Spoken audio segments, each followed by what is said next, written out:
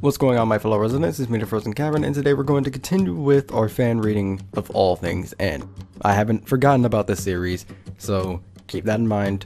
It's still going on, it's just taking forever to do things, mainly because I'm just not doing stuff. Goodness, that's really bad on my part, and considering how short this is, it's really unexcusable. But then I also have life that I have to do, and then I'm also doing other things on YouTube, so yeah.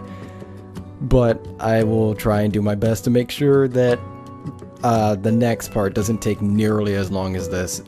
And just a little mini announcement before we start off. I am still looking for any form of artists that want to try and, join in on the project. I do have 2 artists who are working pretty hard, but at the same time, they're not going to be able to do everything, mainly because their lives are actually pretty difficult and they haven't been able to do nearly as much. I don't want to undermine their work because their work is awesome, and I thank them greatly for even contributing at all and wanting to contribute, but there are just some times where they're just not able to because life. Like, I'm not able to sometimes work on this project, so anyone who wants to try and help out, just leave a comment or something, and I'll try and let you know if there's anything that you can do.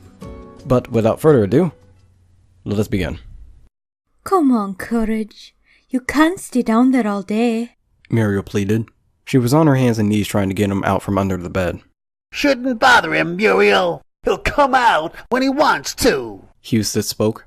Courage could see his feet next to Muriel's hunched over form. I guess you're right. She choked after a long pause. She'd been pleading with him to come out for nearly 2 hours now. Whenever you're ready, Courage, I'll be waiting to make you some lunch. There was another long pause. Courage did nothing. He watched as the 2 left. Part of him desperately wanted to join them, but the other part of him wanted to stay. He was afraid, yes, but being with Eustace and Muriel only seemed to make things worse. Everything reminded him of his impending doom, and he just wanted to be left alone. Groaning, he turned over. His entire body ached. Last night's attack had left him far more sore than what was normal for him. Under normal circumstances, he would have blacked out after an attack, but last night had been a rare case where he had not. Somehow, it had amplified his wariness tenfold. He was glad that Muriel had left for a while. He just wanted silence and some time to rest. He hated moping around like this, but everything just felt wrong. As much as he wanted to sleep, he feared having that nightmare again. He knew that it wasn't real, but it still had frightened him to his very core. He was certain that the real thing would be a lot like the dream. Sure, Muriel and Eustace wouldn't really want him gone, and that evil vet wouldn't be around to jab a massive needle into his arm, but still. He shivered. He knew that he couldn't stay under the bed all day. Muriel would worry herself to death if he did. As much as he wanted to be by himself, he knew that it wasn't the right thing to do. He considered visiting Computer up in the attic, and then Muriel would come looking for him there later.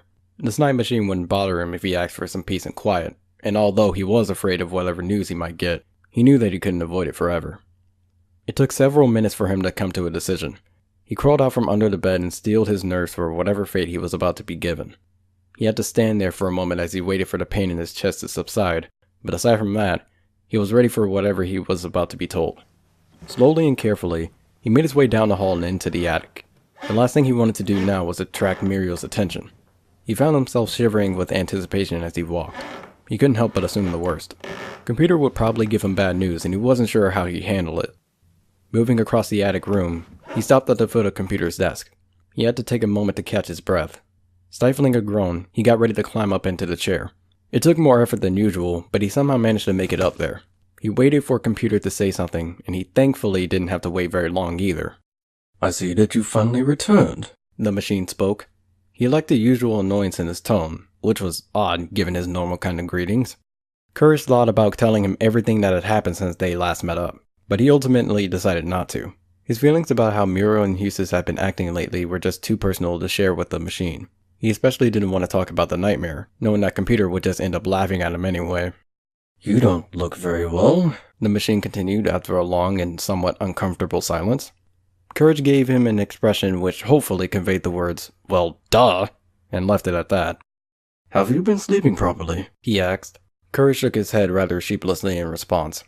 Sometimes he could swear that Computer was capable of reading minds. You need to keep your strength up. I can't do anything for you if you drop dead sooner than expected. I can't help it, he typed.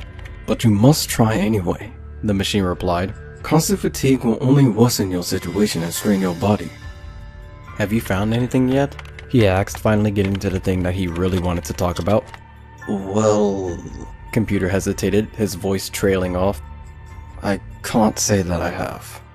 Courage's heart dropped once again. He tried to keep his expression normal, but he knew that he was failing. There's plenty of time to keep searching, Computer interjected. He was obviously trying to keep him from losing hope. I may have found a few leads, but I can't bank on anything yet. This isn't going to work, is it? Courage asked, glancing downward. Now is not the time to give up. We still have plenty of time to figure something out, and I'm not just sitting up here doing nothing, you know. I didn't say that you were. I'm just worried that I will drop dead before Friday comes around. Take it easy and rest as much as possible. You should be fine just so long as you don't push yourself too hard. Alright, he replied with a gentle nod. He couldn't help but feel a little better. Computer's authority and assurance never failed to calm him, knowing that there was someone out there trying to help him quell the worst of his fears. Even his nightmare hadn't seemed so bad after he realized he wasn't alone in facing this. Now he was becoming aware of just how hungry he was. With the worst of his fears alleviated, it seemed that his appetite had finally returned. He placed a paw on his stomach and it rumbled loudly. He sheepishly laughed, not knowing if Computer had picked up the sound or not. It looks like you've been neglecting your nutrition as well, the machine grumbled, not sounding even mildly amused. Allow me to get back to my work and you should go find something to eat. Come back tonight and I'll update you on whatever I find. Keep up with all your flesh creature business or else you'll run the risk of making your condition worse. If you're not careful, the illness will cause you to waste away before I can do anything about it. Courage nodded in reply. He was about to get up to leave, but then he hesitated for a moment. He suddenly wanted to tell Computer about his awful nightmare. He wanted a confirmation from his supposedly infallible computer that being put down wouldn't be like that. He waited for a moment and then decided that it would be better not to. That nightmare had been far too personal to talk about, and Computer would probably just tell him that he was stupid for letting a dream get the better of him.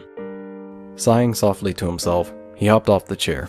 He glanced back at the computer screen one last time, wishing that the machine would say something. He did not. When it was obvious that nothing was going to happen, he made his way back out of the room. He was ready for that lunch Muriel had promised.